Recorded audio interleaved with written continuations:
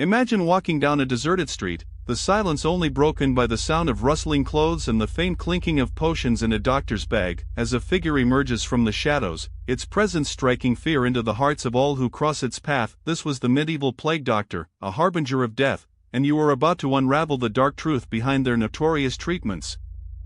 You've seen the images, the beaked masks, the long coats, but what you don't know is that these doctors were not just fighting the plague, they were embodying it, carrying with them a catalogue of remedies that would make your blood run cold. The plague was a merciless killer, but the treatments devised by these doctors were often just as deadly, and it's a miracle that anyone survived at all. As you delve into this dark world, you'll begin to realize that the line between healer and killer was perilously thin. The year was 1348, and the Black Death had just arrived in Europe, bringing with it a level of devastation that would be etched into the memories of generations to come. Cities were decimated, economies collapsed, and the rule of law gave way to chaos and anarchy. In the midst of this mayhem, a new breed of doctor emerged, one who would don the infamous plague mask, a symbol of both protection and terror. These doctors were the frontline soldiers in the war against the plague, but their arsenal of treatments was largely based on superstition and guesswork. They believed that the plague was caused by bad air, or miasma, and that it could be cured by applying poultices, bloodletting, and administering concoctions made from herbs and spices. You might think that these remedies sound harmless, even quaint, but trust me, they were anything but. The plague doctors were about to unleash a torrent of suffering upon the world, and you are about to witness the horrors that they perpetrated.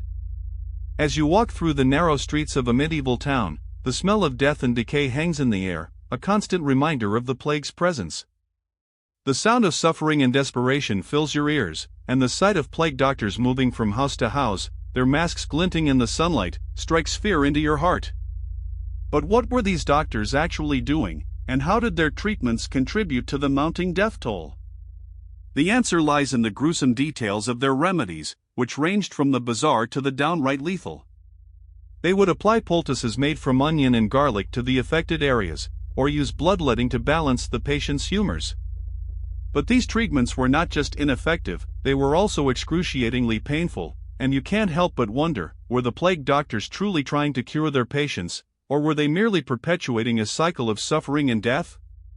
Can you imagine being a patient in one of these plague-ridden towns, forced to undergo these barbaric treatments, with no escape from the clutches of these walking death sentences? The plague doctor's most trusted remedy was a concoction called theriac, a poisonous mixture of opium, honey, and viper flesh, which was supposed to counteract the effects of the plague. But theriac was not just ineffective, it was also highly addictive, and patients who survived the plague often found themselves succumbing to the grip of opium addiction. The doctors would also use arsenic and mercury to treat the plague, which would have been laughable if it weren't so tragic. These poisonous substances would often kill the patient outright, or leave them with debilitating side effects that would haunt them for the rest of their lives. You can imagine the desperation of the patients, clinging to life as the plague doctors administered their lethal remedies, and the terror of knowing that the very people who were supposed to save you were actually hastening your demise. As you delve deeper into this dark world, you'll begin to realize that the plague doctors were not just fighting the plague, they were also fighting against the forces of reason and compassion.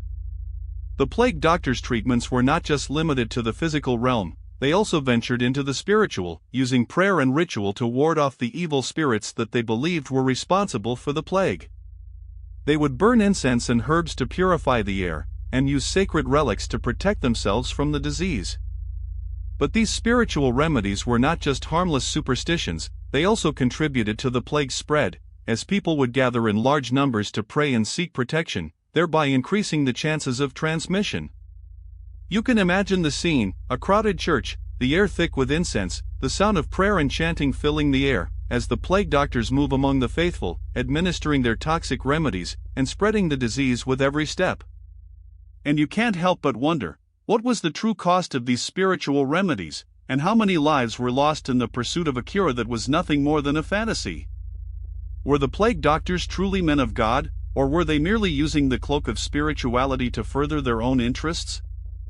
As you navigate the twists and turns of this dark history, you'll begin to realize that the plague doctors were not just victims of circumstance, they were also perpetrators of a terrible crime.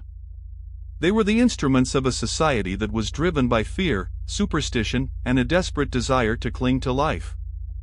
The plague doctor's treatments were a reflection of the darkness that lurked within the human heart, a darkness that would stop at nothing to survive, even if it meant killing others. You can imagine the plague doctors, moving through the streets, their masks glinting in the sunlight, their bags filled with poisonous remedies, as they leave a trail of death and destruction in their wake. And you can't help but ask, what drove these men to become such instruments of death, and what was the true nature of their twisted crusade against the plague? Did they truly believe that they were doing God's work, or were they merely driven by a desire for power and control? The plague doctor's reign of terror was not limited to the physical realm, it also extended into the psychological. They would use fear and intimidation to control their patients, often telling them that they were possessed by evil spirits, or that they were being punished by God for their sins. The patients would be subjected to a barrage of terrifying rituals and treatments, designed to exorcise the demons that were believed to be responsible for the plague. You can imagine the scene, a dark and dimly lit room, the sound of chanting and prayer filling the air, as the plague doctors move among the patients, their masks glinting with an otherworldly light. The patients would be subjected to a living nightmare, as the plague doctors used every trick in the book to break their spirits and crush their will to live. And you can't help but wonder, what was the true purpose of these psychological manipulations, and how did they contribute to the plague's devastating toll?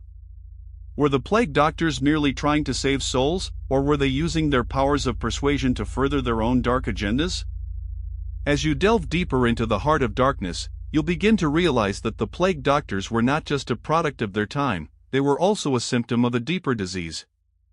They were a reflection of a society that was rotten to the core, a society that was driven by fear, superstition, and a desperate desire to cling to power. The plague doctor's treatments were a manifestation of this disease, a disease that would stop at nothing to survive, even if it meant killing others. You can imagine the plague doctors, moving through the streets, their masks glinting in the sunlight, their bags filled with poisonous remedies, as they leave a trail of death and destruction in their wake.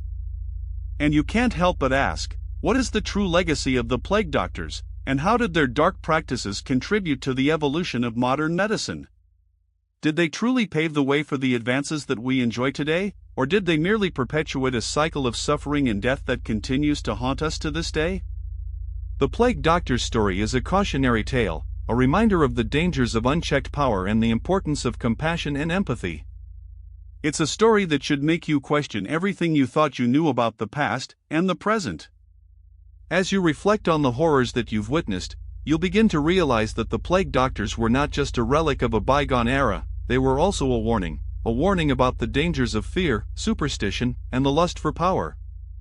You can imagine the plague doctors, standing in the shadows, their masks glinting in the sunlight, as they watch and wait, their presence a reminder of the darkness that lurks within the human heart. And you can't help but wonder, what other secrets are hiding in the shadows, waiting to be uncovered, and what other lessons can we learn from the darkest chapters of human history? Will you be able to shake off the feeling of unease that settles in the pit of your stomach, or will it linger, a haunting reminder of the horrors that you've witnessed? As the darkness closes in around you, you'll begin to realize that the plague doctor's story is not just a relic of the past, it's also a mirror held up to the present. It's a reminder that the same forces that drove the plague doctors to commit their atrocities are still at work today, still driving us to fear, to hate, and to kill. You can imagine the plague doctors, standing in the midst of a modern city, their masks glinting in the sunlight, as they watch and wait, their presence a reminder of the darkness that lurks within the human heart. And you can't help but ask, what is the true cost of our own darker impulses, and how can we prevent the same atrocities from happening again? The answer, much like the plague doctors themselves, remains shrouded in mystery, but one thing is certain, the darkness that drove them to commit their horrors is still out there, waiting to pounce, and it's up to you to confront it head-on. Will you be able to face the darkness that lurks within, or will you succumb to its power, becoming a part of the never-ending cycle of violence and fear that has haunted humanity for centuries? The plague doctor's legacy is a haunting one, a reminder of the horrors that we are capable of inflicting upon each other. As you reflect on their story, you'll begin to realize that the true horror was not the plague itself, but the darkness that it unleashed within the human heart. The plague doctors were not just victims of circumstance, they were also perpetrators of a terrible crime, a crime that was driven by fear, superstition, and a desperate desire to cling to power. You can imagine the plague doctors, standing in the shadows, their masks glinting in the sunlight, as they watch and wait, their presence a reminder of the darkness that lurks within the human heart. And you can't help but wonder, what is the true meaning of their story, and how can we use it to prevent the same atrocities from happening again? The answer, much like the plague doctors themselves, remains shrouded in mystery, but one thing is certain, the darkness that drove them to commit their horrors is still out there, waiting to pounce, and it's up to you to confront it head-on. The darkness that lurks within the human heart is a powerful force, one that can drive us to commit great evil, or to achieve great good. The choice is yours, and the consequences of that choice will haunt you for the rest of your life.